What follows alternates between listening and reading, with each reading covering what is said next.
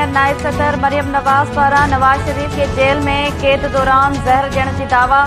एक इंटरव्यू में मरियम नवाज दावा कई है तो नवाज शरीफ के जेल में कैद दौरान जहर ॾिनो वियो हो, जंहिं सबब संदसि प्लेटलेट्स किरिया हुआ। नवाज शरीफ जिंदगी ऐं मौत जी बेवाटी ते पहुतो तो कुछ माण्हुनि जा हथ ऐं पेर सुॼी विया हुआ, जंहिं सबब उन्हनि माण्हुनि मजबूरी में नवाज शरीफ खे ॿाहिरि मोकिलियो। कॾहिं न कॾहिं इहा ॻाल्हि बि साम्हूं अची वेंदी। हिन मामले में बि इमरान मुलविस हो।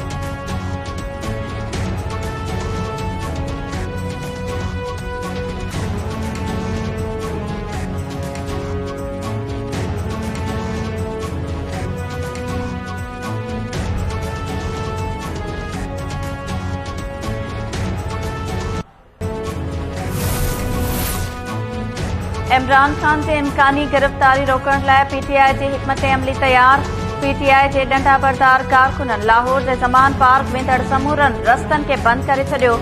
मुख़्तलिफ़ इलाइक़नि खां पहुतल ॾंडा बरदार कारकुननि पारां ज़मान पार्क ॿाहिरां गश्त बि जारी। बलूचिस्तान जी पुलिस इमरान खान जा गिरफ्तारी वारंट्स खणी लाहौर पहुती। बलूचिस्तान हाई कोर्ट इमरान खान जा मक़ामी अदालत पारां जारी कयल गिरफ्तारी वारंट्स 2 हफ़्तनि लाइ मुअतल करे छॾिया।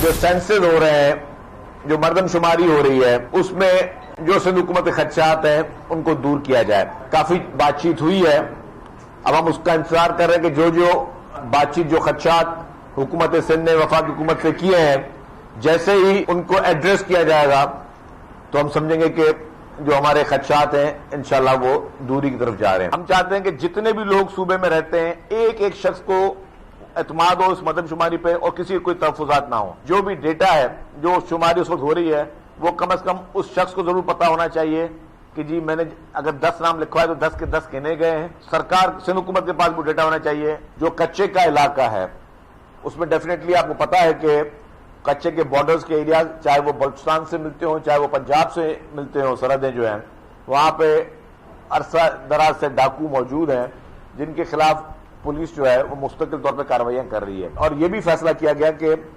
ज्वाइंटली मुख्तलिफ सूबों की पुलिस से राब्ता करके और रेंजर्स और आर्मी को भी जहां जरूरत पड़ी उनको भी राब्ता करके उन दहशतगर्दों के खिलाफ, उन इस तरह के डाकुओं के खिलाफ सख्त से सख्त कार्रवाई की जाएगी। इमरान खान इस वक्त किसी भी सियासी पार्टी से नहीं लड़ रहा।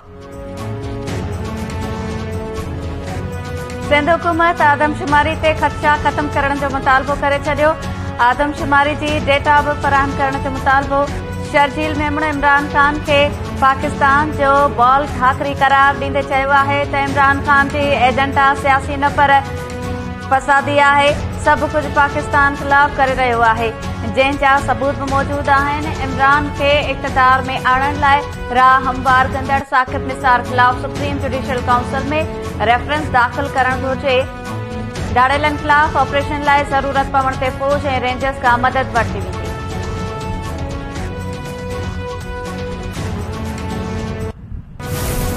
जनरल साहब वाले सवाल का जवाब दे दूं। मैंने पहले अर्ज किया है कि पहली बात तो ये है कि मेरी वजारत का ये काम नहीं है, ये डोमेन नहीं है। कोई कल को लीगल ओपिनियन के लिए भेजेगा तो एग्जामिन करके दूंगा, मैं सियासी बयान नहीं दागूंगा। और मुझे कोई झिझक, मैंने अपना जाती व्यू पॉइंट सामने रख दिया। मैं जाती तौर पर इस बात का हामी हूं कि अगर किसी ने गलत किया है, अगर किसी ने अपने हल्फ की पासदारी नहीं की, अगर किसी ने अपने इख्तियारात से तजावुज किया है तो उससे इबरत का निशान बनना चाहिए।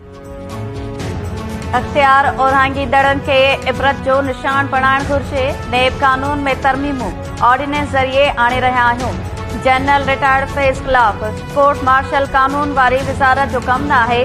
कानूनी राय घुरी वई त ॾींदुसि। वफ़ाक़ी वज़ीर सेनेटर आज़म नज़ीर तारड़ चयो आहे त माज़ी में नेब खे सियासी इंजीनियरिंग लाइ इस्तेमालु कयो वियो। नेब में केस त ठहंदा हुआ पर फ़ैसिला न थींदा हुआ। काबीना नेब कानून में तरमीमनि जी मंज़ूरी ॾेई छॾी आहे।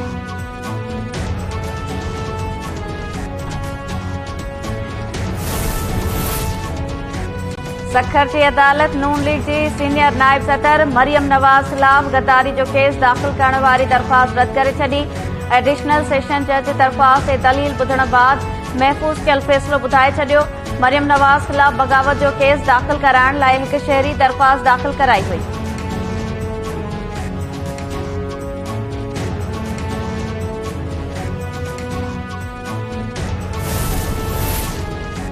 चीफ इलेक्शन कमिश्नर जी सदारत हेठि पंजाब ऐं केपी जी चूंडुनि बाबति इजलास। इलेक्शन कमीशन पंजाब ऐं केपी में चूंडुनि लाइ 3,53,000 वाधू नफ़री घुरी वरिती। इजलास खे सिक्योरिटी अमलदारनि, IB, ISI ऐं CTD अमलदारनि पारां ब्रीफिंग ॾिनी वई।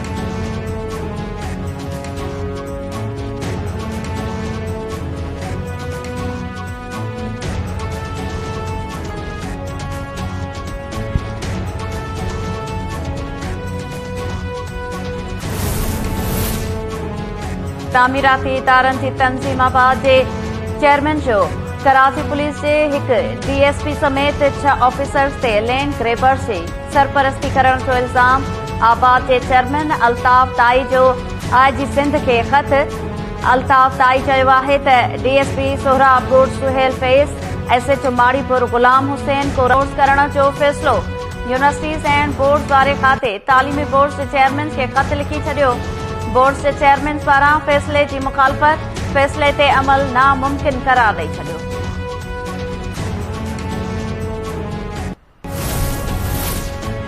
डिजिटल आदमशुमारी, धारनि जी आबादकारी ऐं ॿियनि मसइलनि ख़िलाफ़ SUP जो ज़खर खां कराची लाइ निकितल पैदल मार्च।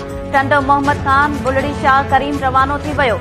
SUP अॻवाननि चयो आहे त डिजिटल आदमशुमारी धरतीवासियुनि खे अक़लियत में तब्दील करण जी साज़िश आहे, हरगिज़ क़बूल न कंदासीं।